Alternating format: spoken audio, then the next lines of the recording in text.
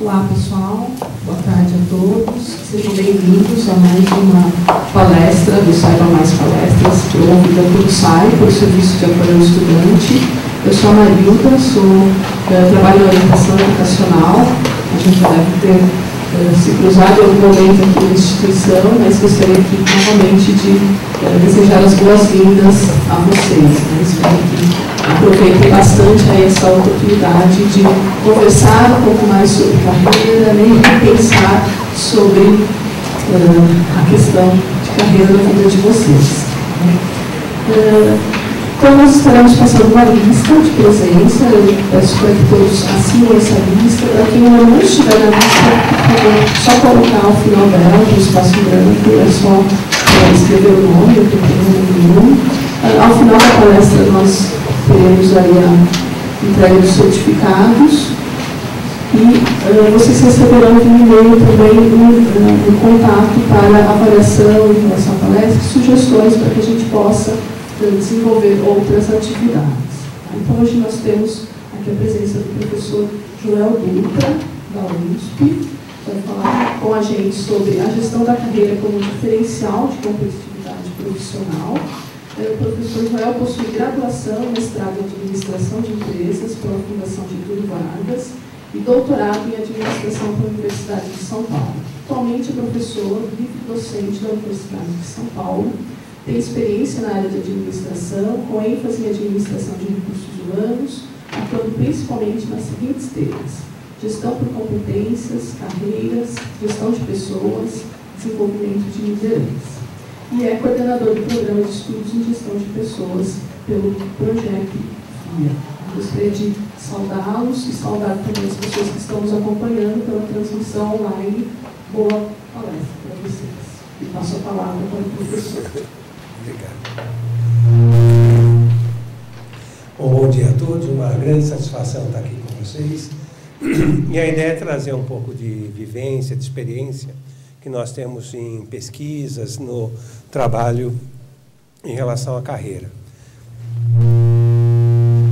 Deixa eu ficar aqui. Para desenvolver o tema, nós pensamos em estimular a reflexão de vocês sobre carreira. Então, a minha ideia seria apresentar... porque daí fica... tá bom. Então, cada um dos temas, a minha ideia é parar para a gente conversar um pouco, daí a gente vai para o tema seguinte. Pensei em trazer para vocês 3 temas, alguns desafios para pensarmos a carreira, alguns conceitos para nós entendermos como essa carreira funciona nas organizações, e depois uma discussão sobre a importância do protagonismo da pessoa no planejamento, na gestão da sua carreira, do seu desenvolvimento. Pode ser mais um? Obrigado. Falando dos desafios presentes, nós temos um primeiro ponto que é um novo contrato psicológico que vai se desenhando nas organizações aqui no Brasil. Como é que funciona isso? Na medida que o ambiente foi se tornando mais competitivo, na Europa, Estados Unidos na década de 80, aqui no Brasil na década de 90, as empresas vão percebendo que a sua sobrevivência está atrelada ao seu contínuo desenvolvimento. Acho que está com muita interferência, né? O seu contínuo desenvolvimento. Acho que ainda está com... Vou tentar falar sem o microfone, né? Tá.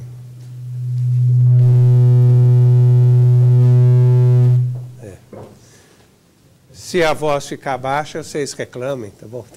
Mas a ideia é que a gente vai tendo num ambiente mais competitivo, as empresas necessitam estar continuamente se desenvolvendo para sobreviver. Então, essa é uma imposição desse ambiente mais competitivo. E aí nós temos uma inflexão na gestão de pessoas, porque as organizações vão descobrindo que o desenvolvimento contínuo das pessoas é fundamental para o desenvolvimento contínuo das organizações. Isso vai fazendo com que haja uma grande mudança no que nós chamamos de meritocracia, né? O que é o mérito dentro da organização, e o mérito é a contribuição da pessoa para o desenvolvimento da organização. E essa é a cobrança que começa a existir sobre as pessoas. Então, se nós pegarmos aqui no Brasil, até a década de 80, as pessoas eram valorizadas pelo tempo de casa, pela fidelidade na relação com a organização. A partir dos anos 90, as pessoas começam a ser valorizadas pela sua contribuição para o desenvolvimento da organização.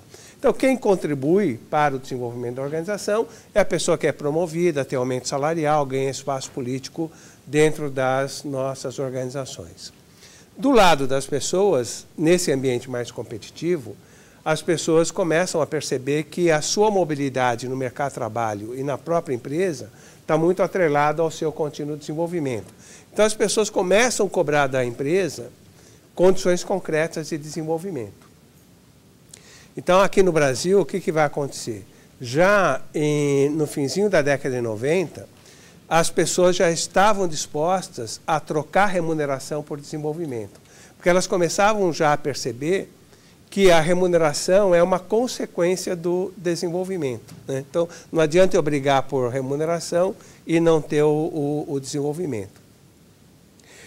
Isso vai sendo a base para um novo contrato psicológico. O contrato psicológico é um contrato que existe na relação entre as pessoas de organização, mas é um contrato tácito, ele não é escrito, né? E muitas vezes a pessoa não percebe, nem a organização, mas ele existe.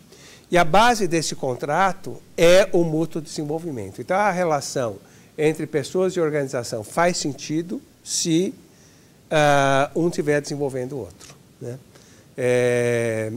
Então, isso é algo extremamente perseguido hoje pelas organizações. Nós temos uma pesquisa das melhores empresas para se trabalhar e quando a gente pergunta para as pessoas o que é uma boa empresa para se trabalhar, as pessoas dizem, é a empresa onde eu aprendo, onde eu me desenvolvo. E nós percebemos que isso é mais forte, inclusive, nas pessoas mais jovens, né? Quanto menor a faixa etária, mais isso é relevante na relação com a organização. Então, esse é um primeiro ponto que eu queria trazer para vocês. E dentro dessa lógica de contribuir para o desenvolvimento da organização, é fundamental que a pessoa assuma o protagonismo do seu desenvolvimento e da sua carreira.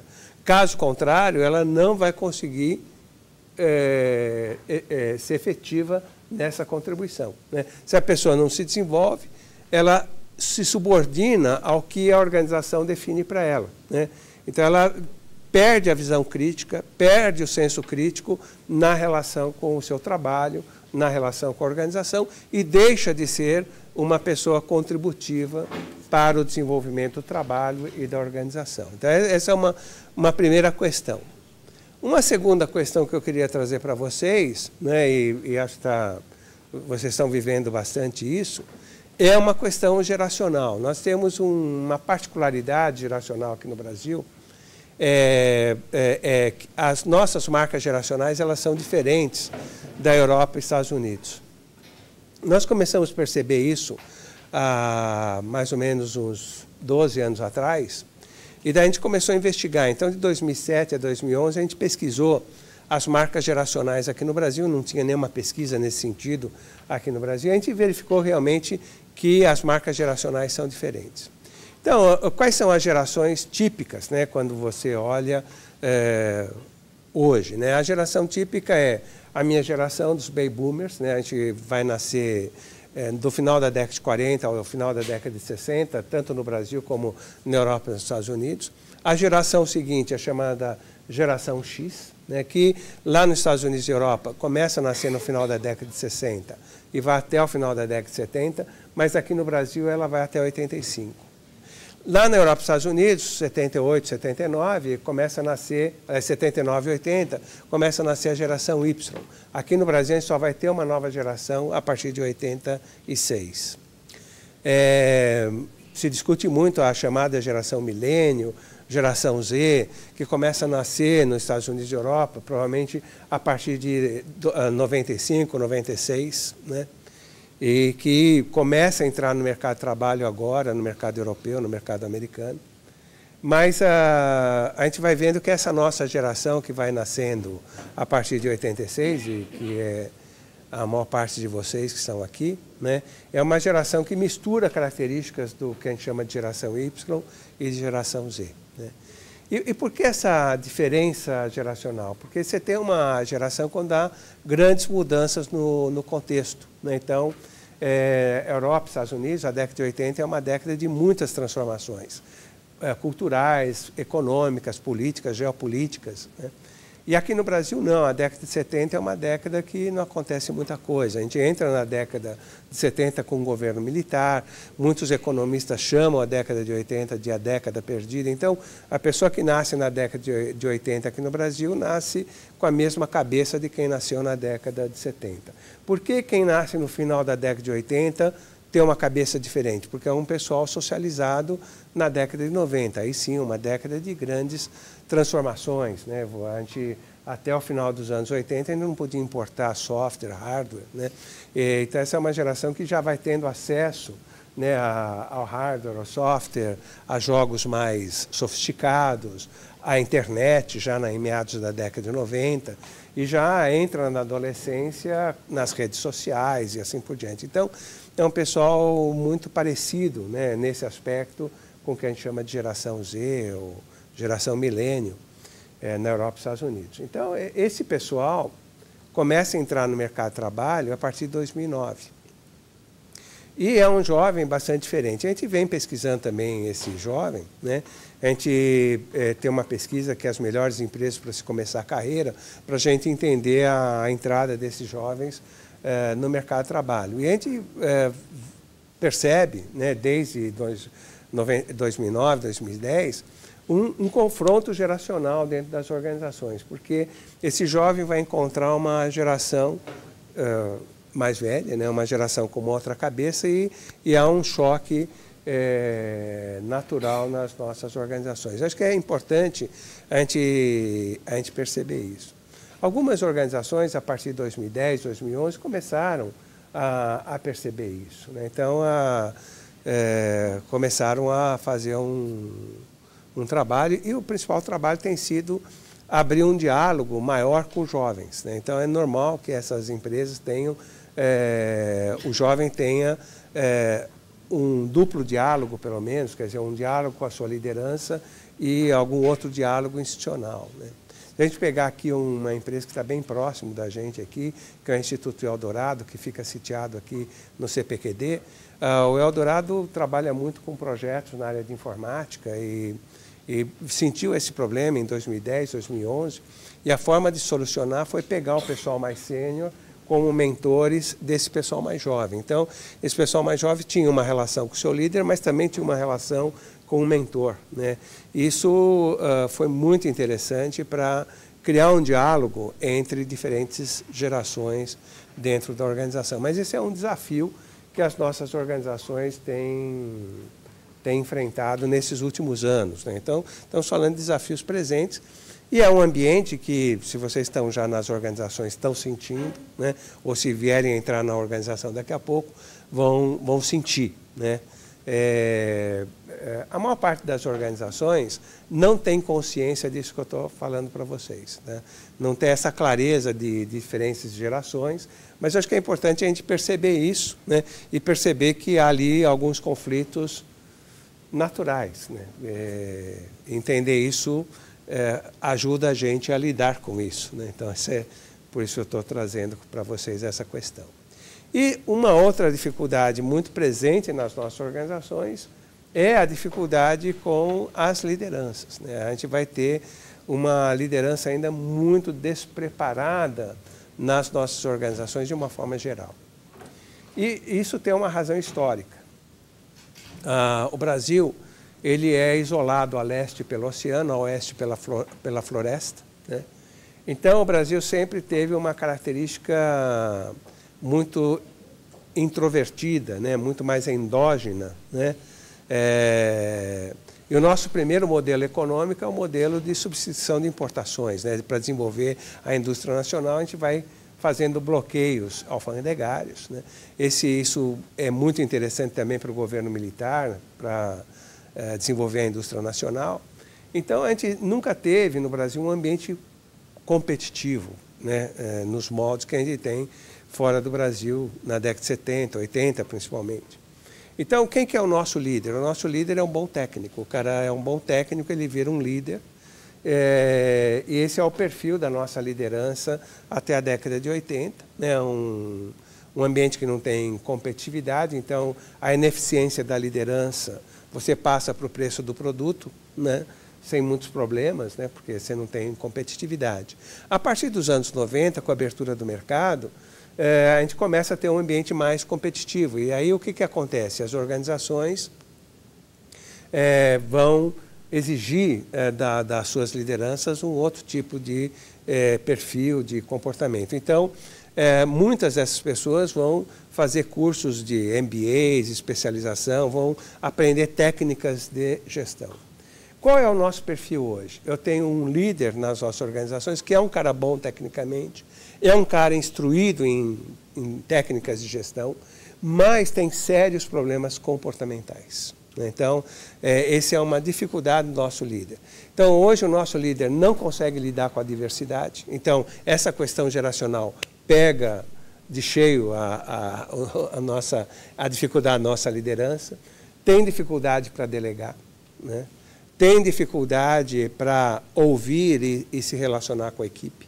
Então, essa é uma dificuldade muito típica da nossa liderança, né? Também não adianta bater de frente. Eu acho que é importante entender o processo e lidar com isso, né? Como é que a gente dá a volta por cima, né? E não simplesmente tentar confrontar a liderança, né? Então, esses são aspectos, né, alguns desafios, né, quando a gente pensa no contexto das nossas organizações e quando você vai pensar a sua carreira. Então, embora a gente esteja aqui discutindo a importância do protagonismo da carreira, do protagonismo do desenvolvimento, na maior parte das organizações, vocês não vão ter nenhum apoio, né, nem da organização e nem da liderança, né? E isso vai nos remetendo, quer dizer, é uma responsabilidade nossa, né? Se a gente quiser fazer alguma coisa por nós, nós temos que fazê-lo, né? Talvez se a gente ficar esperando esse movimento da nossa liderança, esse movimento da organização, talvez a gente não tenha, né? Ou não tenha na dimensão que nós gostaríamos de ter, né? Então, a gente tem que compensar um pouco essa ausência, né, da organização. Então, acho que esse é um quadro, né, que a gente vai trazendo aqui para vocês, né? Falando de desafios futuros, tem algumas situações interessantes, né, e que, embora possam parecer obstáculos, eu diria que, na verdade, são oportunidades interessantes. Nós fomos percebendo na década de 90, a gente vinha pesquisando a velocidade na carreira das pessoas, né? Então, a gente vinha percebendo no mundo inteiro que a velocidade estava aumentando, né, na carreira.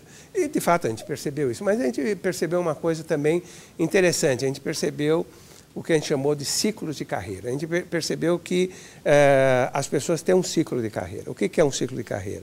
Você vai se desenvolver numa carreira, chega um momento que você gosta do que você está fazendo, você adora o que você está fazendo, até você ganha bem pelo que você está fazendo, então está tudo de bom, né? Mas só que você olha para o futuro e você não vê mais perspectiva, né?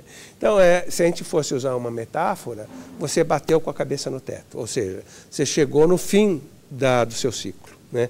Então, você está fechando um ciclo e o sintoma é exatamente esse, né? Você não tem mais perspectiva naquilo que você está fazendo, né, naquela empresa ou naquele mercado. E isso vai criando na pessoa uma angústia, né, natural, né, porque ela gosta do que está fazendo, não vê perspectiva e não imagina o que ela poderia fazer no lugar daquilo que ela está fazendo, porque ela gosta do que está fazendo. Ela não consegue se imaginar fazendo alguma coisa diferente do que ela está fazendo. Então, cria-se aí uma angústia, né, na pessoa.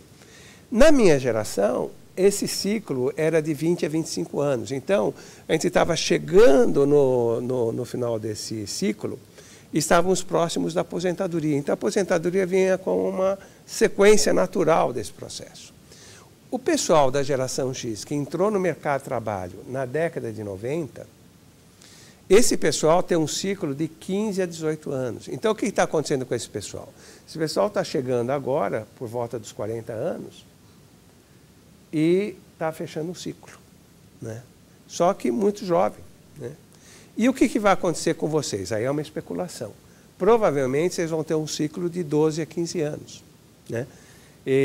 Então, muito jovens, vocês vão estar fechando o ciclo e tem que pensar numa outra carreira, né? Isso gera um natural desconforto. Então, esse é um ponto também interessante, né? Então, aquela ideia de você entrar numa empresa ou numa carreira e ficar a vida toda naquela carreira é muito pouco provável.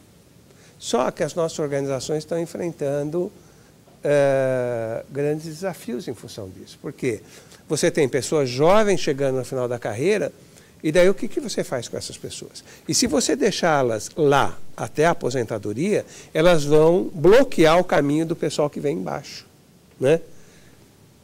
As empresas estão perdidas em relação a isso.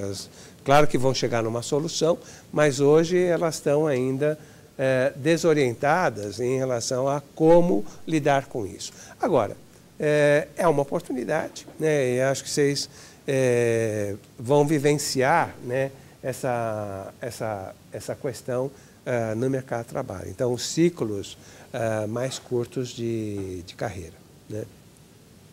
Uma outra questão interessante é a questão da diversidade do mercado de trabalho, e nós começamos a viver uma diversidade que nós nunca vivemos, que é a diversidade etária, né? Então, não sei se vocês já pensaram sobre isso, mas nós estamos vivendo mais, né? É muito provável, a nossa estimativa hoje, é que as pessoas fiquem hoje, em média, no mercado de trabalho, durante 60 anos. Vejam, não é até aos 60 anos, mas durante 60 anos, né? Então, não sei se é uma boa notícia ou uma péssima notícia para vocês, mas é um fato interessante, né? Eu já estou no mercado há 52 anos, eu sou otimista, espero ficar mais 30, né? Então, veja, porque o que vai acontecer no momento que vocês chegarem na minha idade, né? Vocês vão estar economicamente estáveis, com os filhos criados, e daí? Mas com muita vitalidade, né? E daí é o quê? Vocês vão pôr o pijama e ficar assistindo TV o dia inteiro, né? Ou cuidando dos netos, né? Não é muito pouco provável. Então, o que a gente está vendo é as pessoas ficando mais tempo no mercado de trabalho. Então, vocês vão assistir isso, né, nos próximos 10 anos, uma rede de competição muito mais diversificada, né? Porque, embora a minha geração esteja sendo aposentada pelas organizações, ela não está saindo do mercado de trabalho. E ela continua oferecendo a sua mão de obra para o mercado de trabalho, né? E vocês vão ter essas pessoas competindo com vocês, né? Então, esse é um quadro, né, interessante, né? Acho que ele vai ficar cada vez mais nítido. Hoje ele não é tão nítido, né? Mas daqui, nos próximos 10 anos, esse quadro ele vai ficando nítido, né? Então, esse é um outro ponto. A tecnologia está também gerando muita pressão sobre a organização do trabalho. E talvez uma coisa que pegue vocês assim de forma mais contundente, né, é o trabalho à distância. O trabalho à distância, o trabalho remoto, o home office, né, como o pessoal chama, é uma coisa que vem crescendo fortemente no Brasil, até numa velocidade maior do que nós supunhamos. E não é só no Brasil, é na América Latina. O Brasil, a gente tem algumas restrições, a legislação trabalhista ela tem alguns inibidores nesse processo, né? Mas é uma questão de tempo. A Colômbia, por exemplo, hoje estimula muito o trabalho à distância, né? Então, isso vai oferecendo também um contexto interessante de trabalho ou de possibilidades de trabalho, né? De, eventualmente, você trabalhar para mais de uma organização ou ter um portfólio de clientes para o seu trabalho. Enfim, a gente vai vendo aí um conjunto novo de possibilidades de inserção no mercado de trabalho, de estabelecer relações com as organizações. Então, são perspectivas aí interessantes, né? E elas vão se tornando mais presentes, né? E, ao lado disso, a gente vai observando uma realidade organizacional cada vez mais complexa, né? Então, é muito comum hoje dentro das organizações a gente observar o que a gente chama de estruturas matriciais, né? O que é uma estrutura matricial? Você se reporta a várias pessoas, então você não tem um chefe só, você tem vários chefes. Então, na verdade, você tem que atender já várias demandas dentro da organização. Isso é algo muito presente, né? Principalmente em empresas mais globalizadas. Essa é uma realidade já presente nas organizações e que tende a se acentuar nos próximos anos. Então, a gente tem uma realidade mais complexa nas relações organizacionais associada à possibilidade de trabalhos remotos, né? E a construção de equipes, né, de trabalho com pessoas de vários países, de várias nacionalidades, né? Então, isso é algo que vem crescendo, né, exatamente em função da tecnologia. E um aspecto interessante também é uma mudança que a gente vai observando de comportamento das pessoas em relação à sua vida profissional. A minha geração, a geração X, nós privilegiamos a nossa vida profissional. E a gente subordinou a nossa vida pessoal e familiar à nossa vida profissional. Isso começa a se inverter. Cada vez mais a gente vai observando as pessoas subordinando a vida profissional à sua vida pessoal e familiar. E aí nós temos duas grandes evidências que nos mostram isso, né? A primeira evidência é de mudanças comportamentais, de valores, culturais, na Europa e nos Estados Unidos. Nos Estados Unidos, se um casal tivesse filhos na década de 90, a mulher ia cuidar dos filhos, o homem continuava trabalhando, a mulher tinha uma carreira truncada por causa dos filhos, o homem tinha uma carreira linear, né? A partir dos anos 2000, quando um casal tem filhos, o casal vai buscar empregos menos glamurosos, ganhando menos, mas tendo mais tempo para cuidar dos filhos, né? E o casal vai cuidar dos filhos, né? O homem não quer ser mais coadjuvante na criação dos filhos e a mulher não quer ter a sua carreira truncada, né? Então, esse movimento dos Estados Unidos foi chamado de opt-out, optar por sair. E foi um movimento tão forte que incomodou as organizações. As organizações começaram a criar formas de trabalho mais flexíveis. Claro que daí o trabalho à distância veio ajudar muito nesse processo. Mas a gente vai vendo uma mudança de comportamento. Aqui no Brasil, isso não está instalado, esse opt-out não está instalado. Mas a geração de vocês que está entrando no mercado de trabalho tem isso como um valor. Então, isso também a gente tem pesquisado, né? Há um valor preponderante nessa geração, que é uma valorização desse equilíbrio entre vida e trabalho, né? O trabalho tem que gerar prazer, tem que gerar satisfação, tem que gerar realização e tem que estar alinhado com outras prioridades da pessoa, né? Então, nós acreditamos também que a entrada de vocês no mercado de trabalho vai pressionar uma mudança de comportamento dentro das organizações de uma forma geral, né? Então, essa é outra evidência, e a gente já vai tendo alguns indicadores de mudança de comportamento das pessoas nas organizações. Então, a gente vai vendo isso também como uma tendência de mudança nos próximos anos dentro do mercado de trabalho. Então, eu queria trazer esse contexto para vocês, antes de a gente entrar na discussão da carreira propriamente dita, mas é importante entrar nessa discussão da carreira entendendo esse pano de fundo, né? Por isso eu quis trazer esse pano de fundo primeiro para a gente conversar. Antes de ir para frente, eu queria ver se vocês têm alguma dúvida, algum desabafo, algum desaforo, né? Tá aqui, é o espaço. Algum comentário, algum ponto que vocês gostariam de aprofundar? Por favor. Eu não peço desculpas, né, porque assisti desde o começo, mas seria, claro, nós temos aí os desafios do futuro, né? E eu peguei só você falando muito sobre gestão do mercado de trabalho, setor privado.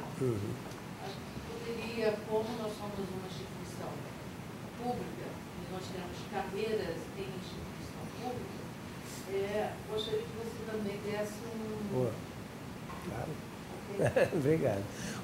Olha, em 2013 a gente começou a pesquisar, a gente faz a pesquisa das melhores para se trabalhar, e a gente começou a pesquisar as melhores da administração pública para se trabalhar, né? E o que a gente percebeu, né? Primeiro, a gente tem empresas públicas que têm uma qualidade de gestão de pessoas muito alta, né? Equiparadas ao que a gente encontra no setor privado. E até diria que, em termos de gestão de pessoas, existem algumas empresas públicas que têm muito a ensinar para as empresas privadas, né? Porque a gestão de pessoas na administração pública é muito mais complexa, é muito mais sofisticada. Mas é interessante a gente observar que o servidor público ele é muito mais exigente na relação com a organização do que o trabalhador da iniciativa privada. Isso a gente já tinha como indicação e as nossas pesquisas mostraram isso, né? O que nós observamos no setor público até para competir com o mercado, nos últimos 15 anos, o piso salarial do setor público, em muitos segmentos, ficou muito atraente, né? Uma coisa que também a gente constatou na nossa pesquisa geracional é que o jovem de classe C e D são jovens dessa nova geração que valorizam muito a segurança e a estabilidade, né? Então, não é por acaso que a gente vai vendo muitos jovens buscando o setor público como uma alternativa de carreira, de desenvolvimento. Eu tenho uma amiga que faz uma pesquisa muito interessante, ela trabalha muito com jovens, né? Normalmente esse último ano ela pesquisou 250 mil jovens no Brasil inteiro, e ela pergunta para esses jovens qual é a sua empresa dos sonhos, né? E por quê, né? E é interessante que nos últimos 10 anos, a Petrobras ela figura entre as primeiras colocadas na empresa dos sonhos dos jovens. E nos últimos 8 anos, ela figura ou em primeiro ou em segundo lugar nessa lista, né? Talvez agora, depois do escândalo, não sei, né? Mas até o ano passado.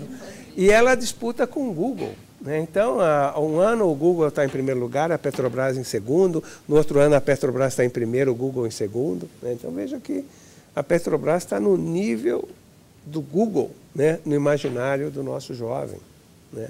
Então, eu acho que é interessante a gente observar isso. Então, A Receita Federal está em terceiro, é isso? Não. A Receita Federal está em terceiro nas melhores empresas para se trabalhar, né? Mas não no imaginário do jovem, né? Então,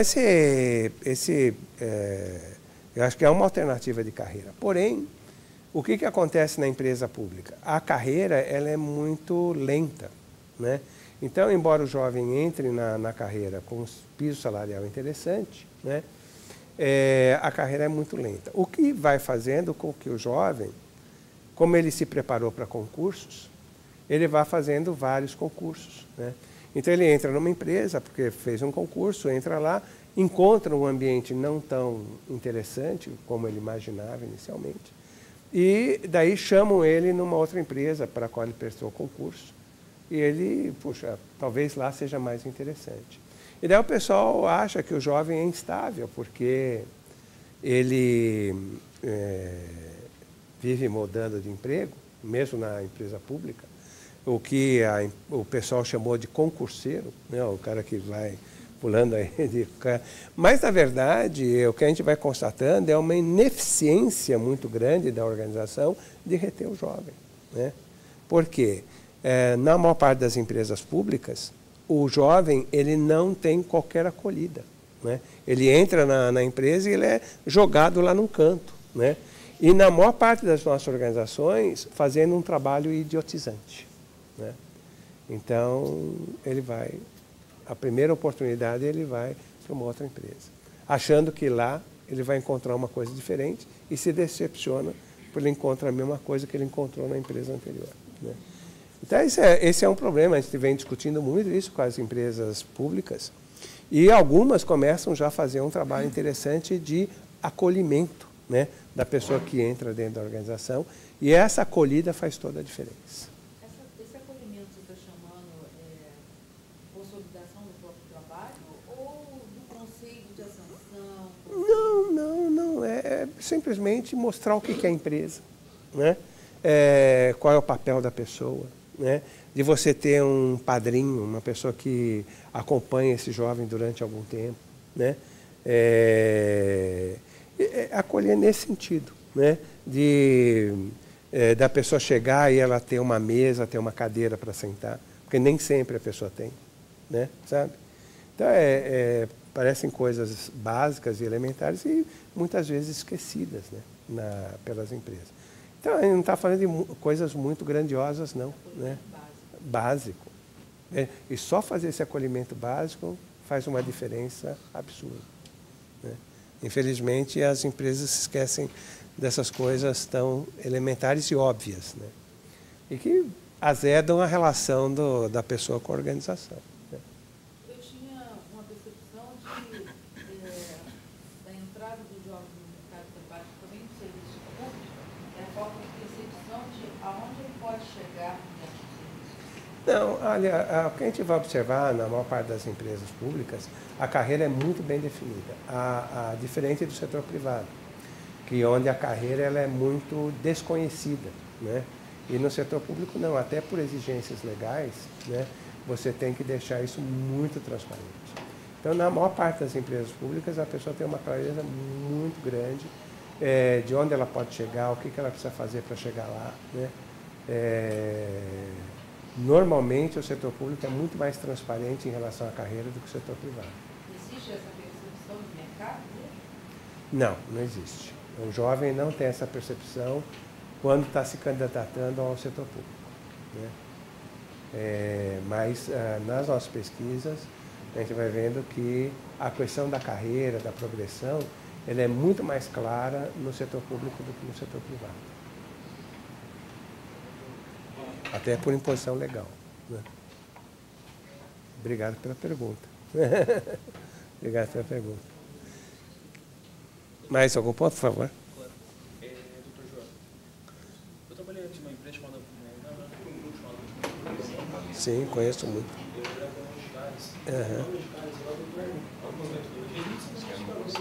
Sim. Sim. Conhecer apresentando, introduzindo nós no período de ambientação. A minha questão é como que ficam as empresas menores? Como que algumas startups, que algumas tendem a nascer com um perfil mais jovem, com uma liderança mais jovem, como que elas conseguem adaptar um modelo, quando elas não têm uma condição tão alta de investir, você prendeu o profissional, como que ela vai se ajustar nesse mercado? Eu tenho um profissional que às vezes está mais distante, que tem que trabalhar com as notas. Quais são as alternativas para empresas menores? Então, a alternativa não depende muito da organização e da pessoa, né? Por exemplo, se a pessoa ela quer segurança, ela vai se sentir muito desconfortável numa startup, né? Porque você tem que acreditar na ideia, né? E o que vai acontecer? Você vai trabalhar muito mesmo, né? E vai ver pouco resultado, principalmente resultado financeiro, né? Porque você está apostando numa ideia, né? O dinheiro é um dinheiro raro, escasso, né? Embora vocês tenham os anjos, os anjos da guarda, né? Para esses investimentos, mas é um recurso escasso no mercado para as startups, principalmente no Brasil. Então, a pessoa tem que acreditar na ideia, vai trabalhar muito com alto risco, porque pode trabalhar muito e morrer na praia, né? E há uma grande chance de morrer na praia, né? Então, o que eu vejo em muitos jovens, a pessoa fazendo uma aposta dupla, né? Quer dizer, buscando uma coisa um pouco mais segura e jogando uma parte do seu tempo numa aventura, né, que ele acredita e tudo mais, né? É uma coisa assim, se você tem alguém que te sustenta financeiramente, tudo bem, certo? Mas não é a esmagadora maioria, né, não tem isso, né? Você tem que trabalhar para viver, tá certo? Então, você tem que... Então, não dá para você também fazer essas aventuras. Então, é muito comum as startups contarem com profissionais técnicos que têm o seu emprego, ganham o seu dinheiro, né? E, como um sobretrabalho, né, essas pessoas investem no suporte a uma startup, né? Se der certo, ele está junto e daí ele vai fazer uma transição. Mas o que eu vejo na maior parte dos casos é essa situação. A não ser um jovem privilegiado que tem o patrocínio, tá certo, né?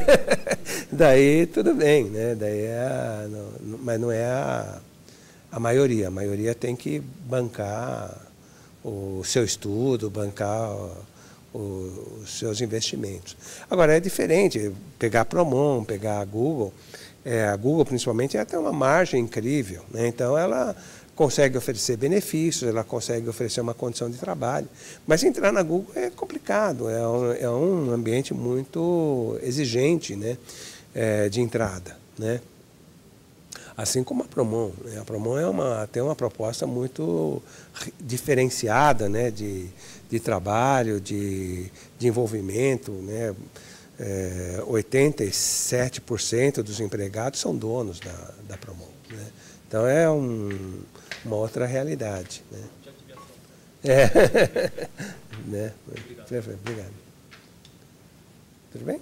Então, vamos trabalhar um pouquinho alguns conceitos? Pode ser mais um? Então, obrigado. Um primeiro conceito que eu queria trazer para vocês e que nos ajudou muito a entender isso que eu estava comentando com vocês, esse novo contrato psicológico, e que é a base da meritocracia, que é a contribuição da pessoa para o desenvolvimento da organização. E o conceito de competência nos ajudou muito a entender esse processo. No Brasil, 50% das empresas privadas, 2/3 das empresas públicas usam ainda um conceito de competência da escola americana, que associa a competência à capacidade. Se a pessoa é capaz dela, é competente para, né? Nós nos apoiamos muito numa escola francesa que critica os americanos, dizendo que a pessoa competente não é simplesmente a pessoa capaz, mas é a pessoa que tem a condição de mobilizar a sua capacidade para agregar valor para o contexto, né? Então, a pessoa competente é a pessoa que coloca a sua capacidade em ação para agregar valor para o contexto. O que nós aprendemos com os franceses? Nós aprendemos o seguinte, que a pessoa só vai contribuir para o contexto se, isso é importante, se ela compreender a demanda do contexto sobre ela. Se ela não compreender a demanda do contexto sobre ela, ela não vai contribuir. Mesmo que ela tenha capacidade, mesmo que ela queira, né? Então, não é uma questão de vontade, não é uma questão de capacidade, é uma questão de o quanto você compreende a demanda do contexto sobre você. E se você não compreender a demanda do contexto sobre você, você vai dar uma resposta equivocada ou incompleta, né? Então, esse é um ponto substancial, né? Qual é a demanda do contexto sobre nós?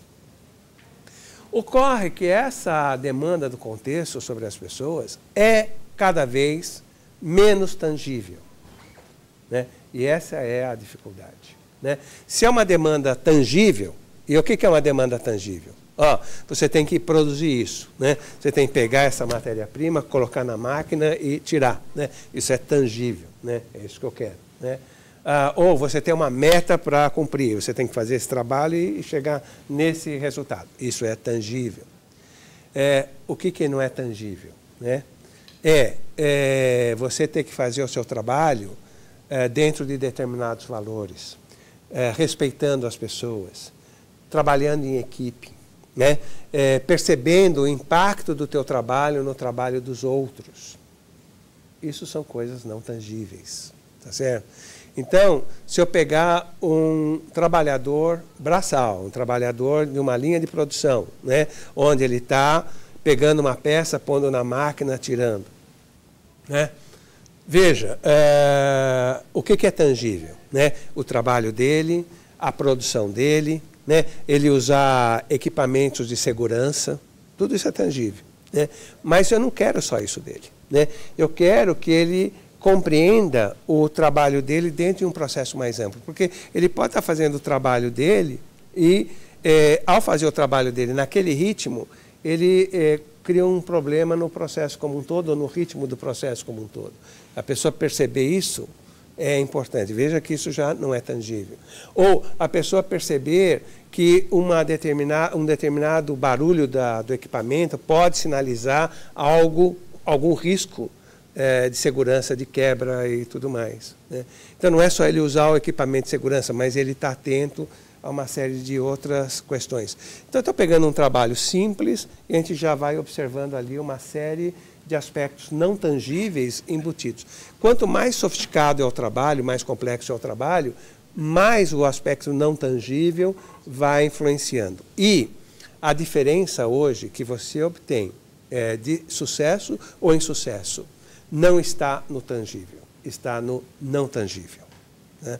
Então, esse é um ponto muito importante, né, da gente perceber o não tangível no ambiente de trabalho. Por isso, muitas organizações têm explicitado esse não tangível, né? O que eu quero, além de você bater a sua meta, além de você fazer o seu trabalho direitinho, né? Veja, o cara bater a meta, fazer o trabalho direitinho, provavelmente essa pessoa está contribuindo muito pouco para a organização. Eu quero muito mais do que isso, né? Então, essa é uma questão muito presente no mercado de trabalho. E por isso é muito importante a gente entender, né, como funciona essa entrega, essa agregação de valor para a organização. Claro que a gente ficou muito incomodado com essa questão, porque quando a gente fala de algo não tangível, a gente está falando de uma coisa difícil de pegar, né? E para a gente que é administrador, né, você não ter algo para pegar incomoda muito, né? Porque a gente gosta das coisas concretas, das coisas tangíveis, né? Fala, meu Deus, e agora, né? Como é que eu mensuro, né, a contribuição da pessoa para o meio, né? E a gente foi vendo que havia uma alta relação entre o nível de contribuição das pessoas para o meio e o nível de complexidade das atribuições e responsabilidades das pessoas. Na medida que a pessoa vai lidando com maior complexidade, ela vai contribuindo mais para o meio. Naturalmente, isso ocorre. Então, nós conseguimos, a partir dali, uma métrica, né? Medir a contribuição da pessoa é muito difícil, né? Porque a gente está falando de algo não tangível. Não dá para eu tentar transformar a contribuição da pessoa em termos financeiros, né? Porque provavelmente isso não vai expressar a realidade, né? Porque às vezes a pessoa gera mais resultados para a organização, mas ela acabou de arrebentar o futuro da organização, privilegiando o curto prazo. Como é que eu mensuro isso, né? Ou às vezes a pessoa deu uma contribuição para a organização que não gerou resultados financeiros esse ano, mas daqui a 5 anos vai colocar a empresa num nível incrível de competitividade. Como é que eu mensuro isso, né? Então, a gente verificou que a complexidade era esse elemento de mensuração. Então, na medida que a pessoa vai lidando com maior complexidade, ela vai contribuindo mais para o meio. Vejam que qualquer meio, né? Vamos pegar, talvez, um exemplo mais familiar para os senhores, né? Vamos pegar nossas famílias, né?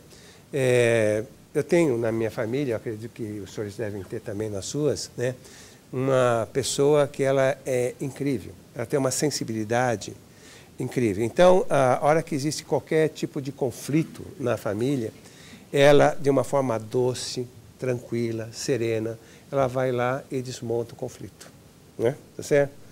E ela faz isso de uma forma assim, super natural. né?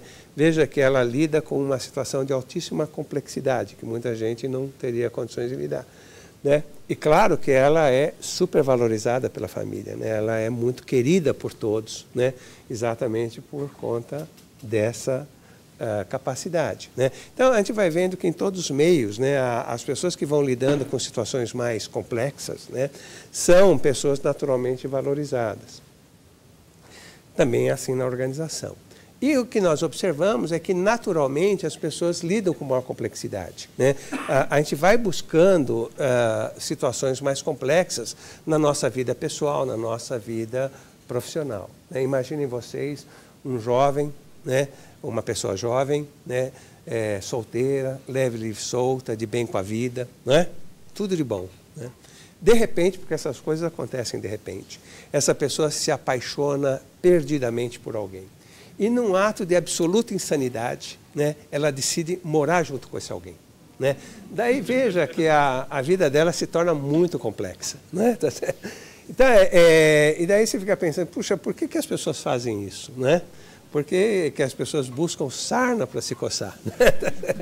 É porque a gente está olhando, claro, o ônus da complexidade, mas tem o bônus, né, que é a felicidade, a plenitude, o sentido de interesse, né, de contribuição, né? Por isso que a gente se mobiliza naturalmente a lidar com maior complexidade. Isso, então, nos permitiu uma definição operacional de desenvolvimento. Quando que a pessoa se desenvolve? Quando ela incorpora atribuições e responsabilidades de maior complexidade. Isso também nos permitiu uma definição operacional de carreira. O que é a carreira? A carreira é uma sucessão de degraus de complexidade. Eu estou num degrau de complexidade, a hora que eu vou para o outro degrau de complexidade, eu andei na minha carreira. Mesmo que não haja um reconhecimento formal disto, né? O reconhecimento formal seria uma mudança de cargo, uma mudança de salário, né? E muitas vezes isso não ocorre, né? Embora eu esteja num outro patamar da minha carreira, né? Então é importante a gente perceber isso, né? Independente dos sistemas formais que a gente tem nas nossas organizações. Como é que a gente mede essa complexidade? A gente mede alguns indicadores. Eu vou pegar aqui mais indicadores mais genéricos, né? Mas claro que a gente vai sempre buscando customizar esses indicadores a cada realidade profissional, né? Mas aqui, por exemplo, pegando o indicador genérico, é o impacto da ação ou da decisão da pessoa no contexto. Quanto maior esse impacto, maior a complexidade. Como é que a gente mede isso? Né? Pelo nível de atuação, abrangência de atuação e escopo de responsabilidade. Quanto menos estruturada é a atividade, mais ela é complexa, né? Quanto maior o nível de autonomia decisória, maior a complexidade. Como é que você lida com a informação? Também é um indicador de complexidade. E o que nós percebemos é que há uma alta relação entre remuneração e complexidade. Na medida que a pessoa vai lidando com maior complexidade, ela vai valendo mais no mercado. E normalmente na empresa, obviamente, né? Porque se a empresa não reconhecer isso, a pessoa vai embora, né? Porque lá no mercado ela vai ser reconhecida. Por que há essa relação entre complexidade e remuneração? A remuneração no mercado, ela funciona numa lógica microeconômica, oferta e demanda. Se eu tenho uma grande demanda por alguém e baixa oferta, os salários sobem. O que acontece quando eu preciso de alguém para lidar com um alto nível de complexidade? Essa pessoa é rara, ela é rara no mercado, ela é rara na organização e ela agrega muito valor, por isso ela é valorizada. Então, o que nós vamos perceber é que, na medida que a pessoa está absorvendo atribuições e responsabilidades de maior complexidade, ela está se desenvolvendo, ela está andando na carreira e ela está valendo mais, percebe? Normalmente, as faixas salariais, né, os intervalos salariais, eles são definidos nas organizações em função dos degraus de complexidade. Okay? Mas, o meu objetivo aqui em trazer esses conceitos é chegar no seguinte ponto. Como que as pessoas se desenvolvem? O que permite a uma pessoa lidar com maior complexidade? Esse é o ponto. E o que permite é o nível de compreensão que a pessoa tem do contexto. Quanto maior a compreensão da pessoa em relação ao contexto, maior a sua capacidade de lidar com complexidade. Só que isso não é facilmente visível, porque essas duas coisas acontecem concomitantemente. Vamos supor, eu sou desafiado a uma situação nova, né? É mais complexa. Eu só vou dar conta dela se eu conseguir ler melhor o contexto. Se eu não conseguir ler melhor o contexto, eu não vou dar conta daquele desafio, logo eu não recebo um desafio maior. Se eu leio o contexto, eu estou preparado para um desafio maior. Então, se a pessoa lida com um determinado nível de complexidade, é porque ela tem uma compreensão do contexto equivalente, né? Então, se a pessoa lida ali com o quarto degrau de complexidade, é porque ela tem uma compreensão do contexto equivalente. Como é que as pessoas ampliam sua visão do contexto? Através da experiência e através da formação. E a combinação dessas duas coisas é muito interessante. Por isso, há um crescimento no mundo inteiro de demanda por cursos de pós-graduação. Exatamente porque você vai percebendo que não dá para parar de estudar. Você faz uma graduação, você começa a viver o ambiente profissional, e o que você percebe? Ao fazer uma pós-graduação, você vai ter contato com o conhecimento mais estruturado, e aquele curso vai turbinar a tua carreira, porque você vai conseguir lidar com níveis de maior complexidade com muito mais velocidade do que você faria se não tivesse o curso. Vou pegar um outro exemplo. Se eu pegar aqui uma indústria eletrônica, vamos pegar a Promon, né? Eu pego lá um técnico de nível médio em eletrônica, com 5 anos de experiência.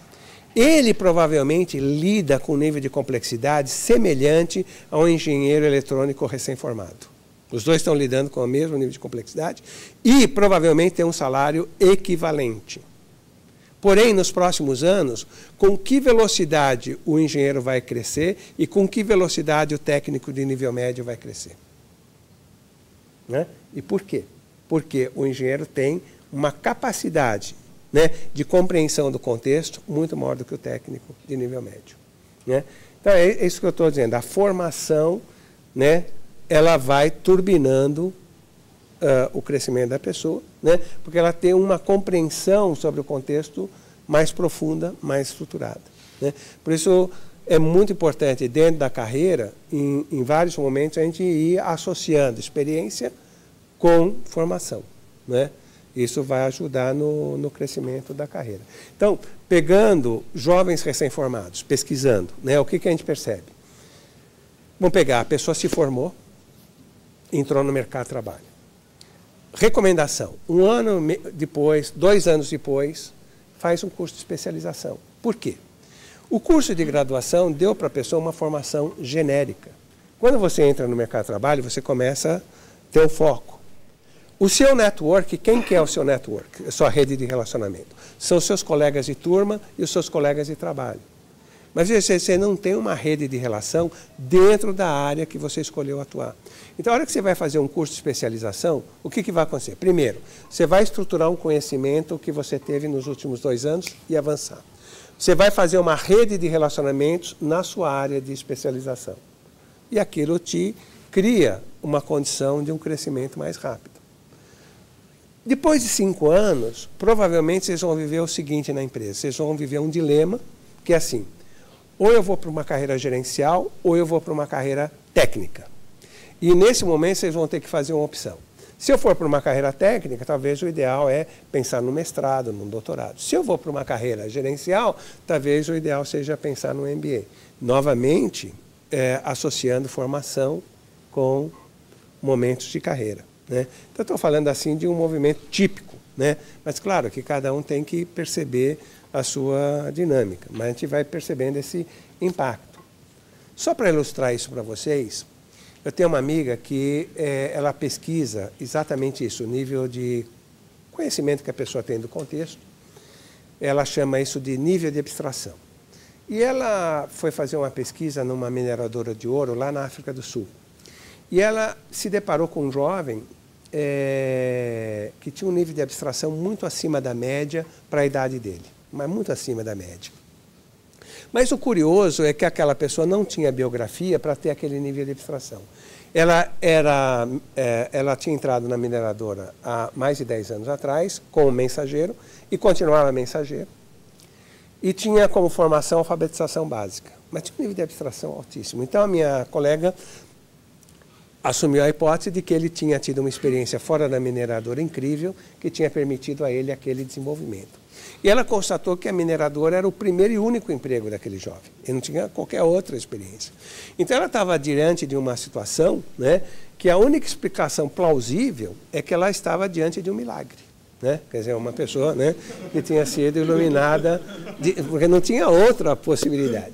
Então, claro que ela continuou investigando e descobriu, ao final, que aquele jovem, na verdade, era um grande agiota. Ele movimentava uma grana incrível dentro da mineradora, né? Através de empréstimos. Né? Então, pequenos empréstimos, foi dando certo, ele foi aumentando a sua base, e ele usava o fato de ser mensageiro para ter acesso a toda a organização. Né? Então, veja, eu acho que esse é um exemplo muito interessante para a gente mostrar essa associação entre complexidade e nível de abstração. O que vai acontecer? Nós só vamos aumentar o nosso nível de abstração se nós formos desafiados. Tá certo? Então, dificilmente eu vou crescer o meu nível de abstração se eu não for desafiado. Né? Então, vejam, vocês poderiam ter, de repente, parado no 2º grau. Né? Mas vocês resolveram enfrentar o desafio do 3º grau. Certo? E alguns de vocês talvez já estejam enfrentando o desafio do pós-graduação. Né? Veja, vocês estão enfrentando desafios. E esses desafios é que vão fazendo com que a gente cresça. Né? Então, a pessoa que faz a mesma coisa a vida toda, ela vai se desenvolver muito pouco. A pessoa que vai indo nos limites da sua capacidade, essa pessoa vai crescendo, vai se desenvolvendo. Então, esse é um ponto importante. Um outro dado também extremamente relevante. Na medida que a pessoa amplia a sua visão do contexto, ela não está ampliando a sua visão do contexto só da organização. Ela está ampliando a visão do contexto de todos os contextos na mesma carreira. Eu fiz administração de empresas, comecei minha atividade profissional na área financeira, numa empresa, depois fui para sistemas, depois fui para recursos humanos, depois fui para planejamento estratégico. Sempre estive na mesma carreira, embora em funções diferentes. Por quê? O meu público era o público interno da organização. O meu cliente em finanças era o meu cliente em sistemas depois. Né? Então, sempre que eu estou na mesma natureza, eu estou na mesma carreira. Então, vamos pegar um engenheiro que entra dentro de uma empresa como engenheiro de operações. Daí ele vira engenheiro de manutenção. Depois ele vira engenheiro de processos. Ele está na mesma carreira. Né? Ele está sempre em funções diferentes, mas em funções de mesma natureza. O que nós percebemos? Nós percebemos que raramente as pessoas mudam de carreira. Né? E, para consubstanciar isso, nós temos mais de 6.000 biografias analisadas. E o que a gente observou é que raramente as pessoas mudaram de carreira. Nós analisamos o movimento em mais de 200 empresas. E o que a gente observa é que raramente as pessoas mudam de carreira. Né? E por que isso ocorre? Né? Então, aqui entra uma primeira questão. As pessoas podem mudar de carreira, ou seja, de natureza de trabalho, e se elas mudam, elas podem mudar no mesmo nível de complexidade. Então, essa é uma primeira constatação interessante. Por que que uma pessoa que vai fazer uma coisa completamente diferente consegue fazer no mesmo nível de complexidade? Porque ela consegue ler a demanda do contexto sobre ela, ela consegue mobilizar o seu repertório para atender essa demanda e ela consegue perceber os seus gaps de conhecimento, habilidade e atitude e vai cobri-los. Então, veja, a pessoa que chega num determinado platô de maturidade profissional, mesmo que ela mude de carreira, ela vai mudar no mesmo nível. Né? Então, esse é um primeiro ponto. O que significa que o grande patrimônio que nós temos não é o conjunto de conhecimentos e habilidades que nós adquirimos. O grande patrimônio que nós temos é o que a gente consegue fazer com esse conjunto de conhecimentos e habilidades, é o nosso nível de abstração. Mas por que, então, as pessoas não mudam de carreira? Por duas razões. Porque quando ela está na mesma carreira, ela está mobilizando conhecimentos e habilidades de mesma natureza de forma cada vez mais complexa. Então, dentro da mesma carreira, ela está fazendo um movimento de crescimento profissional mais rápido que ela poderia fazer. Se ela mudar de carreira, o que vai acontecer? Ela pode mudar no mesmo nível de complexidade, porém, antes dela se desenvolver na nova carreira, ela vai ter que consolidar uma massa de conhecimentos e habilidades de natureza diferente. Ela vai ficar paralisada naquele nível de complexidade durante algum tempo, para depois voltar a se desenvolver. Mas a principal razão não é essa. A principal razão para as pessoas não mudarem de trajetória profissional, de carreira, é o fato de, quando eu estou numa carreira profissional, eu construo o que a gente chama de identidade profissional. E sempre que eu for mudar de carreira, eu vou mudar a minha identidade profissional. E isso traz um estresse psicológico muito grande. Comparável, por alguns teóricos, a uma separação conjugal, né? O estresse de uma mudança de carreira é semelhante a uma separação conjugal, né? Por isso que é um episódio tão raro na vida das pessoas. E aí, lembrando que nós falamos há pouco, né? Pensando que vocês vão ter ciclos mais rápidos de carreira, essas ocorrências elas vão ser frequentes na vida de vocês, né? A nossa expectativa é que vocês vivam pelo menos 4 carreiras ao longo da vida de vocês. O que significa que pelo menos vocês vão viver 3 momentos iguais a esse, de transição de carreira, né? Eu já fiz 2 transições de carreira na minha vida, né? E elas são doloridíssimas, tá certo? Por sorte eu não me separei, as coisas continuam a mesma, só sofri na carreira.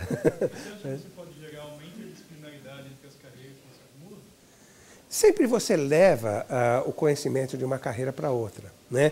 Mas isso depende muito da outra carreira que você está optando, né? Se é uma carreira dentro da organização, claro, você leva para outra carreira todo o conhecimento que você tem da organização, né? Mas depende muito. Vamos supor que eu seja um executivo de uma empresa, né? E decida, porque eu sou um aficionado por antiguidades, resolva ser um comerciante ou abrir uma loja ou comercializar antiguidade, né? Eu vou levar, claro, alguma coisa da minha experiência, mas veja que aí eu vou ter uma realidade bem descolada da minha realidade anterior, né? Mas eu vou pegar um outro exemplo. Eu tenho um amigo que fez medicina depois de 15 anos e ele já era chefe de um serviço de cirurgia vascular lá no Hospital de São Paulo e ele decidiu fazer engenharia, né? Aí todo mundo chamou ele de louco, né? Mas era uma coisa assim que ele tinha uma gana de fazer, né? E fez. E no 2º ano ele já descobriu o que ele ia fazer com a engenharia, né? Hoje ele é um dos grandes especialistas aqui no Brasil em próteses para válvulas cardíacas. Ele juntou a engenharia com a medicina. Então ele criou essa interdisciplinaridade. Mas nem sempre isso ocorre, né? Não vou dizer que isso vai sempre ocorrer, né? Em alguns momentos ocorre, em outras mudanças de carreira, não necessariamente. Não sei se era essa a sua pergunta. Tá, ok. Né? Então, então, essa identidade, essa mudança, ela é sempre muito dolorida, muito complicada, né? Por isso que a gente evita, né, de fazer. Então, antes de ir para o último tópico, alguma pergunta, alguma questão?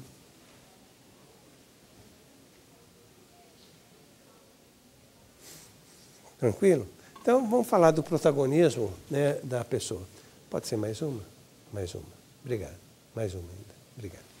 O que nós fomos percebendo ao longo das nossas pesquisas, isso, num primeiro momento, nos chamou a atenção de forma negativa. E depois a gente foi vendo que não era uma coisa assim negativa. Mas o brasileiro, o latino-americano, de uma forma geral, ele não planeja a carreira, ele vive a carreira, né? Veja que isso não é um pecado mortal, a gente não vai para o inferno por causa disso, certo?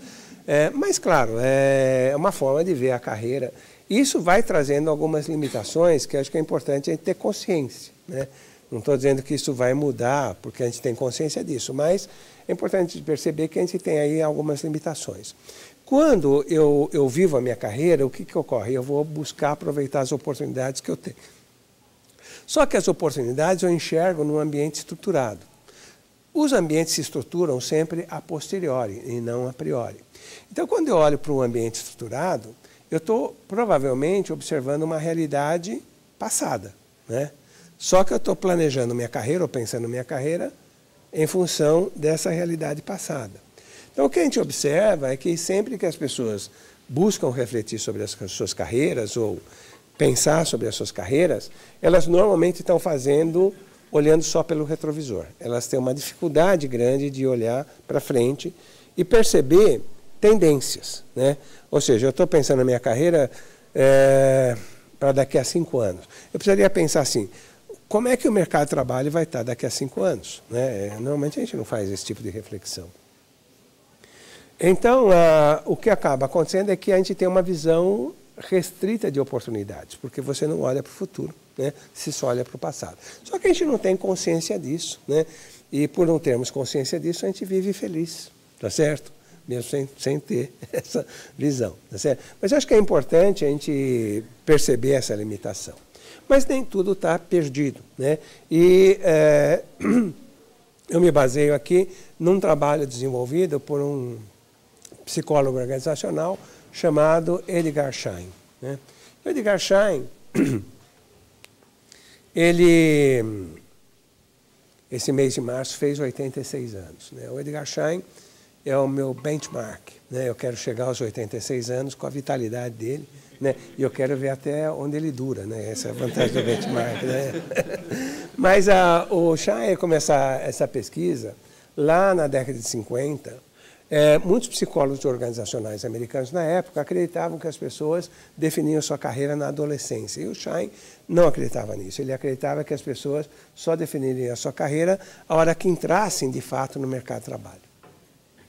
E para comprovar a sua tese, ele acompanhou durante 10 anos, 44 alunos da Sloan School, onde ele deu aula quase a vida dele inteira. E ele confirmou a sua tese, né, mas ele descobriu uma coisa interessante. Ele descobriu que aqueles alunos tinham regiões de preferência profissional, né? Ou seja, em função das suas características, eles optaram por determinadas trajetórias. Isso chamou a atenção do Schein e, ao longo da década de 70, 80, ele acompanhou vários executivos americanos, europeus e japoneses. Pois não. Essas opções que você falou do mercado de trabalho, elas foram feitas após eles terem inseridos mesmo? Ou... Não, o que acontece é o seguinte, o Schein fez essa pesquisa na década de 60. Né? A Sloan School é o braço de business do MIT, né? E ele concorre com Harvard no mercado de trabalho, então há uma tendência das empresas irem buscar lá os alunos. Então, vamos dizer, os alunos não tiveram muita dificuldade de se colocar no mercado de trabalho, né? Mas o que aconteceu? Num primeiro momento, os alunos queriam o quê? Uma empresa que pagasse bem, que desse uma boa carreira e tudo mais. Só que o que o Schein foi percebendo é que, ao longo do tempo, né, nos primeiros anos, as pessoas foram percebendo que não era bem aquilo que elas queriam, né? E daí, como é que esse pessoal foi fazendo opções a partir dali, né? Para onde esse pessoal foi se dirigindo em termos de carreira. E aí que ele foi percebendo essas regiões de preferência profissional. Não sei se era essa a tua pergunta. Okay. Então, daí ele acompanhou esses executivos e percebeu que realmente as pessoas tinham essas regiões de preferência profissional. A esmagadora maioria não tinha consciência de que tinha essa região de preferência profissional, mas, naturalmente, as pessoas foram caminhando sempre dentro dessas regiões de preferência. Sempre que as pessoas saíam dessas regiões de preferência, ela vivia uma situação de sofrimento profissional. Por isso, daí as pessoas voltavam para essas regiões de preferência. Ele chamou essas... procurou categorizar essas regiões de preferência e categorizou em 8 agrupamentos, né? O que ele foi percebendo é que as pessoas têm uma mistura. Cada um tem uma mistura dessas 8, não é uma coisa isolada, pura, né? Mas isso foi dando para ele uma visão de que, independente da pessoa ter ou não um projeto profissional, independente da pessoa ter ou não consciência da sua carreira, normalmente as pessoas fazem opções de coisas que têm tudo a ver com elas, né? Ou seja, o fato de a gente não ter um projeto profissional estruturado não significa que sejamos perdidos na vida, né? provavelmente nós vamos fazer escolhas que têm tudo a ver com a gente, embora a gente nem sempre tenha consciência disso, né? O que é um alento, né? Como se a gente tivesse um anjo da guarda nos protegendo ao longo da nossa vida, falar, não vai por aqui, vai por ali e tal, né? Mas, na verdade, é exatamente essas características que nós temos. E o que o Schein usa como característica é os nossos valores, né? O nosso perfil de personalidade e as nossas habilidades naturais. Quer dizer, uma tendência da gente usar isso para compor as nossas escolhas. O que o Schein vai percebendo é que essas escolhas, ou essas características, essas preferências profissionais, não mudam ao longo da vida. E é o que também nós constatamos aqui no Brasil. No começo dos anos 90, a nossa preocupação inicial era ver se essa sistemática ela se aplicava à realidade brasileira, né? E vimos que se aplicava, né? E desde então a gente vem usando isso também como uma análise, como um trabalho de orientação de carreira, né? Então é um instrumento importante de orientação de carreira, né? Então eu acho que esse é um primeiro ponto que eu queria trazer para os senhores. E qual é a nossa reflexão sobre isso? A nossa reflexão é que nós temos diferentes preferências de carreira. E a nossa preferência é única. O que significa que nós temos que olhar a nossa carreira com os nossos olhos. Porque o olhar de uma outra pessoa vai ser diferente do nosso. Porque ela tem um outro conjunto de preferências profissionais, né? E aí, isso implica numa segunda coisa. O que é uma oportunidade para uma pessoa não é para outra, né? E, de repente, eu tenho uma bruta oportunidade, que eu acho que é uma grande oportunidade, mas ela é para mim. Se eu tentar levar isso para o meu colega, levar isso para o meu subordinado, talvez para ele não seja uma oportunidade. Isso gera muito conflito entre chefe subordinado, entre pais e filhos, né? Os pais não admitem que o filho siga esta ou aquela profissão, né? Como o cara vai se dar bem sendo isso que ele escolheu, tá certo? Né? Porque os pais têm, de repente, aquele perfil de preferência profissional, né? Então, tem por trás desse perfil de preferência profissional, o que você entende como uma oportunidade, né? Então, esse é um ponto que eu queria trazer para os senhores. O segundo ponto, mais um, obrigado. O outro ponto que eu queria trazer para vocês é que, embora estruturalmente a gente não mude, ao longo da nossa vida a gente vai mudando por conta de pressões que a gente recebe do contexto. E aqui é uma análise de psicólogos organizacionais, analisando várias biografias e vendo momentos de alta pressão vividos pelas pessoas, ou o que a gente chama de crise. E essas crises, se investigou as causas, e essas causas foram agrupadas em 3 categorias, né? Eu vou me deter mais na profissional, né, mas falando rapidamente das outras, um primeiro ciclo é o que a gente chama de ciclo biosocial. A pessoa vai amadurecendo, ela vai tendo transformações químicas no seu corpo, vai internalizando expectativas da sociedade e vai fazendo com que ela se vista diferente, tenha um comportamento diferente. E aí você tem 4 momentos mais críticos. A adolescência, quando a pessoa está construindo a sua identidade, ela está dividida entre a segurança da família e a necessidade de experimentar coisas novas. A crise dos 30, quando a pessoa está montando a sua identidade social, ela quer ter um relacionamento afetivo mais estável, seu endereço, suas coisas. Normalmente, nessa fase, a pessoa sabe muito bem o que ela não quer, mas não sabe bem o que ela quer, né? E ela tem que tomar decisões mais definitivas. O momento mais agudo desse ciclo é a crise da meia-idade, que acontece entre os 40 e 50 anos. É quando as pessoas vão percebendo os primeiros sinais de debilidade física e mental, né? Isso faz com que a pessoa perceba a sua finitude, e ao perceber a sua finitude, ela desenvolve um processo mais introspectivo, né? E o envelhecimento, quando de fato a pessoa precisa lidar com limitações concretas, né? O ciclo familiar são 2 momentos, o casamento e principalmente os filhos. Os filhos fazem com que você reveja suas prioridades e expectativas, mas o momento mais agudo é a adolescência dos filhos. Os pais se veem adolescentes nos filhos, adolescentes, e você faz um cotejamento dos seus sonhos da adolescência contra as suas realizações, e também é um momento introspectivo. Também é nessa fase que os filhos se soltam dos pais, se descolam dos pais, e os pais têm que reconstruir a vida a 2. né? E é nesse momento que você descobre que a tua cara metade não é tão caro, é muito caro ou nem é metade, né? Então, você tem muitas separações dos casais aí. Então, e o ciclo profissional são 3 fases. A primeira fase é uma fase que o Schein começou a investigar, né? O que ele percebeu ao acompanhar os estudantes? Que os estudantes só foram consolidar uma identidade profissional entre o 3º e o 5º ano depois de formados. Nós pesquisamos nossos alunos de administração. Os nossos alunos de administração só foram consolidar uma identidade profissional por volta do 3º ano depois de formados, né? Então, veja, o fato de você fazer um curso de engenharia, por exemplo, não faz com que você construa a identidade de engenheiro, né? Você vai construir essa identidade na hora que você entrar no mercado de trabalho. Porque você pode fazer engenharia e entrar num banco. Jamais você vai construir uma identidade de engenheiro, você vai construir uma identidade de analista financeiro, certo? Então, o mercado é que faz você construir a identidade. Então, o que acontece nessa fase inicial?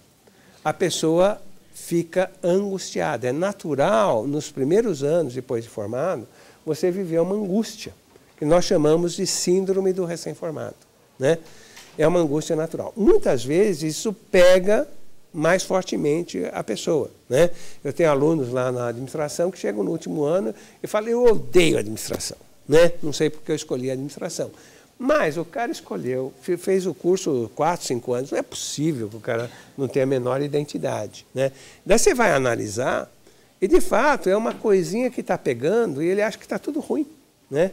E, na verdade, é um calo do dedinho esquerdo do pé direito e está doendo e ele acha que, né, precisa cortar o pé, precisa se matar porque não tem mais salvação, né? E não é isso. Então, só para ilustrar isso, eu tenho um amigo que aos 12 anos decidiu que seria médico. Fez medicina, fez residência em otorrino e começou a clinicar. E quando ele começou a clinicar, ele descobriu que não gostava de gente. E daí entrou em crise, né? Porque, puxa, não gosto de gente, eu não posso ser médico. E daí ele ficou um ano assim sem chão. Depois de um ano, ele descobriu que ele adorava a medicina. O que ele não gostava era da relação médico-paciente, né? E daí ele foi fazer residência em patologia. Hoje é um grande médico patologista, né? Então, a gente brinca com ele, ele fala, não, hoje eu faço análises anatomopatológicas com retalhos de tecidos, então hoje eu cuido de pedacinhos de gente, não tem problema, né? Mas isso ilustra, né, exatamente essa crise, né? A outra crise que nós estamos acompanhando é a que a gente chama de crise da meia carreira. Exatamente são essas pessoas que eu relatei há pouco, que estão fechando um ciclo de carreira, estão por volta dos 40 anos, né? E estão perdidas, né? Porque elas não sabem o que fazer, né? Para onde eu vou, né? Porque lá na empresa eu já não tenho mais perspectiva. Eu cheguei até onde eu podia chegar. E agora, né? Eu tenho toda uma vida pela frente, né? Então, e as pessoas não fazem esse planejamento. Mas o pior momento desse ciclo é a aposentadoria. E as pessoas na aposentadoria vão viver 3 situações muito difíceis. A primeira, financeira.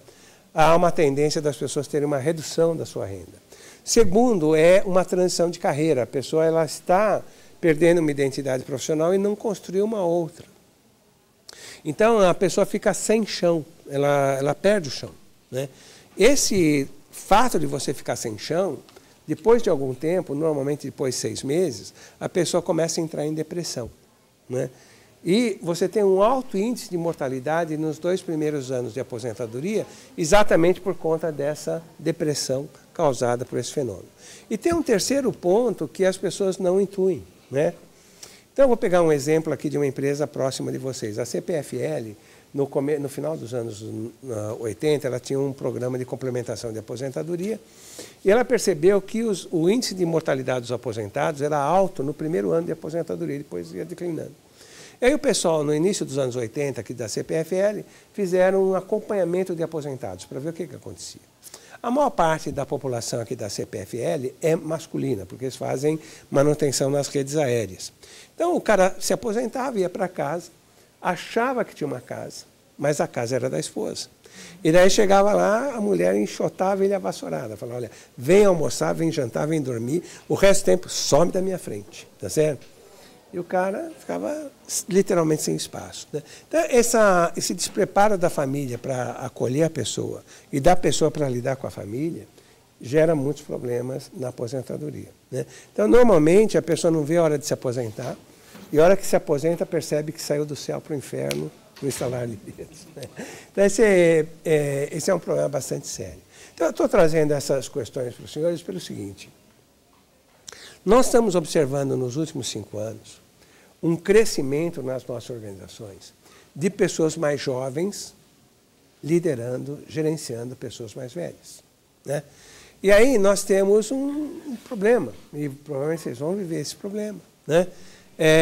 Primeiro, como é que eu lido com as pessoas? Primeiro, vimos com o Schein que as pessoas são diferentes entre si, têm preferências profissionais diferentes. Mas agregamos mais um item, as pessoas vão ficando diferentes ao longo do tempo, né? Porque elas estão recebendo outros tipos de pressão, né? Internas e externas. Né? Então é muito importante, né, a gente compreender isso para pensarmos em como é que a gente desenvolve um processo de empatia com pessoas mais velhas que viveram coisas que nós não vivemos ainda.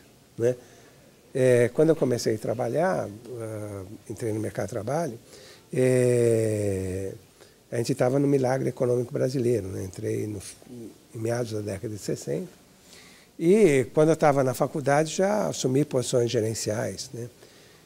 Com 20 anos já estava numa posição gerencial. E eu era um jovem arrogante, prepotente. Né? E a minha equipe era toda mais velha do que eu. Né? Eu tinha um subordinado que era mais velho que o meu pai. Né? E, por sorte, né, era um pessoal generoso que me ajudou. Né? Mas se o pessoal não fosse generoso, eles teriam me destruído. Né? Porque eu não conseguia criar essa empatia com eles, né? E até, num primeiro momento, os via de uma forma preconceituosa, porque eles eram velhos. Né? Aliás, na minha época, o divisor de águas era 30 anos. Né? Se você tinha mais de 30, era coroa, se você tinha menos de 30, era cara. Né? Tá certo? Então, o ponto assim, o divisor de águas era 30 anos. Né? Mais de 30 anos era coroa. Né? Tá certo? Então, não é uma experiência fácil. Né? Então, lidar com equipes mais velhas requer, né, uma habilidade e conhecer que as pessoas estão vivendo coisas que a gente não viveu ainda. Né? E só para finalizar, queria dizer assim, se vocês forem pensar na carreira de vocês estruturadamente, né, é muito importante não pensar em estabelecer um objetivo. Né? Muitas vezes o pessoal acha que planejar a carreira é como planejar um negócio, planejar uma empresa. E não é. Né? Se, assim, de uma forma, pegando um exemplo bem tosco, né? Se eu pensar assim, o meu objetivo de carreira é ocupar o cargo X na empresa Y daqui a 5 anos. Você comete 2 erros. Né? Primeiro, de achar que o futuro vai ser igual ao passado, o passado ou o presente. Né? Talvez daqui a 5 anos nem exista mais a empresa Y, muito menos o cargo X. Né? Mas o principal pecado que a pessoa comete quando raciocina desse jeito é da pessoa que pode o que ela quiser se contentar com o cargo X na empresa Y. Né? A pessoa se coloca numa camisa de força, coloca uma viseira, né? E deixa de perceber uma série de oportunidades que estão surgindo ao longo da sua caminhada. A carreira é algo que você desenvolve, né? Ou aprende caminhando, não tem outro jeito. Né? Agora, é importante, e o objetivo de carreira, ser um norte, ser algo que nos inspire, que nos oriente, e não que nos restringe. Né? Então, a ideia é sempre pensar o objetivo da nossa carreira fazendo a seguinte reflexão. Né? Qual é o meu grande motivador? O que a carreira vai trazer para mim? Né? E se, ao pensar isso, eu posso pensar assim, o que eu quero daqui a 5 anos? Eu quero estar mais feliz profissionalmente. Né? Então, eu não sei o que eu vou estar fazendo daqui a 5 anos, nem dá para saber, mas eu sei que eu vou estar mais feliz. Né? Agora, a hora que eu raciocino dessa forma, eu não vou me ver daqui a 5 anos fazendo uma coisa que não tem nada a ver comigo, eu vou me ver fazendo algo que tem tudo a ver comigo. E daí você já começa a fazer um divisor aí, o que tem a ver comigo e o que não tem a ver comigo. Isso vai sendo um elemento inspirador para as nossas escolhas, né? Para as nossas opções. Né? Em muitos momentos vocês vão estar numa encruzilhada. Né? Você tem vários caminhos a seguir. Qual caminho eu vou pegar? E aí é o momento de você olhar para dentro de você. Então, o que nós observamos ao analisarmos as várias biografias é que quando as pessoas caírem em armadilhas profissionais, elas caíram porque elas não olharam para dentro delas, né? E aí eu selecionei algumas armadilhas que nós encontramos, aí só mais a título de curiosidade, né? Pode ser mais uma? Uma armadilha muito comum é a pessoa chegar em beco sem saída. E a hora que ela chega em beco sem saída, a única forma de sair é fazer uma transição de carreira. A situação mais comum que nós encontramos é insatisfação. Você está fazendo uma coisa que você odeia fazer. E você faz porque você ganha bem para fazer aquilo, você tem segurança e tudo mais, né? E aí a descrição que as pessoas nos passavam é assim: eu estou numa gaiola de ouro. E quanto mais tempo eu fico aqui, mais medo de voar eu tenho, né? Então, é muito importante a gente não cair nesse tipo de armadilha, né? A outra armadilha são caminhos errados, né? As pessoas fazem opções de carreira que não tem nada a ver com elas, né? E aí o que acontece? Você vai numa carreira onde ela mobiliza basicamente seus pontos fracos. Quando você está numa carreira que mobiliza seus pontos fracos, você vai fazer um esforço enorme para ser medíocre, mas você nunca vai sair da mediocridade. Quando você faz uma coisa que tem tudo a ver com você, você é excelente naturalmente e com facilidade, porque você gosta do que você faz. Por isso, gostar do que a gente faz é fundamental. E por que a gente gosta do que a gente faz? Porque a gente está mobilizando pontos fortes que nós temos. Nós estamos mobilizando habilidades naturais, né? Nós estamos mobilizando coisas com as quais nós lidamos bem, né? Por isso a gente é feliz, por isso a gente gosta do que a gente faz, né? Então, esse é um ponto fundamental. E uma situação que ocorreu poucas vezes, mas o efeito foi tão negativo que a gente criou uma categoria. O cara que vai para uma empresa enlameada por problemas financeiros, problemas morais, problemas éticos, e daí você vai para aquela empresa porque você vai ser o salvador da pátria. E daí você acaba enlameado junto com a empresa, né? E daí é terrível.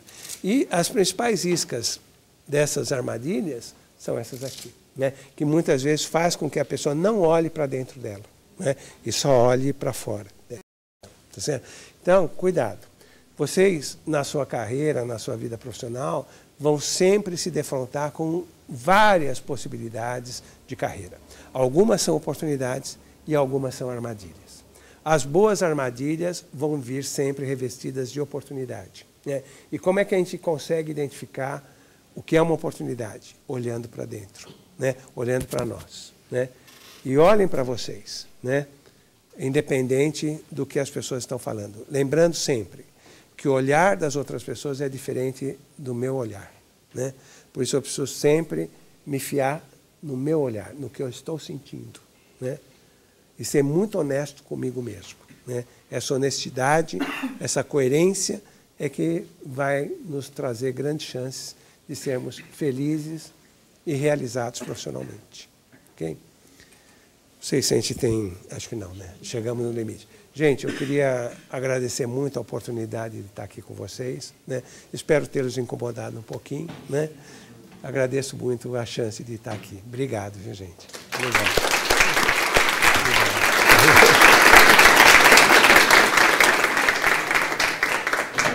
Pessoal, infelizmente nosso tempo foi curto, né? Gostaria de agradecer novamente a presença do professor Joel pelas suas contribuições. Certamente trouxe aí informações para que a gente todos possam repensar a carreira, refletir sobre ela nos diferentes momentos que vocês se encontrarão aí ao longo da A Estaparia traz como certificados para vocês, então vai entregar para as pessoas presentes.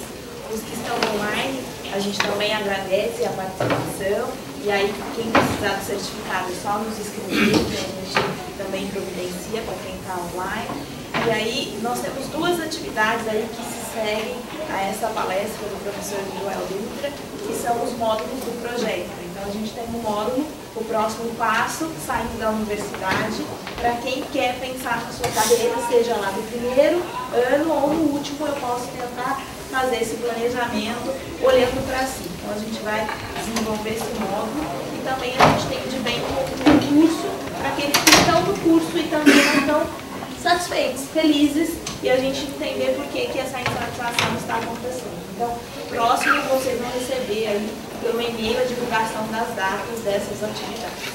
tá bom? Caso vocês queiram, também nós nos colocamos à disposição para fazer essa orientação de carreira dentro do setor de orientação educacional e individualmente também, tá certo? Agradecemos a presença de vocês.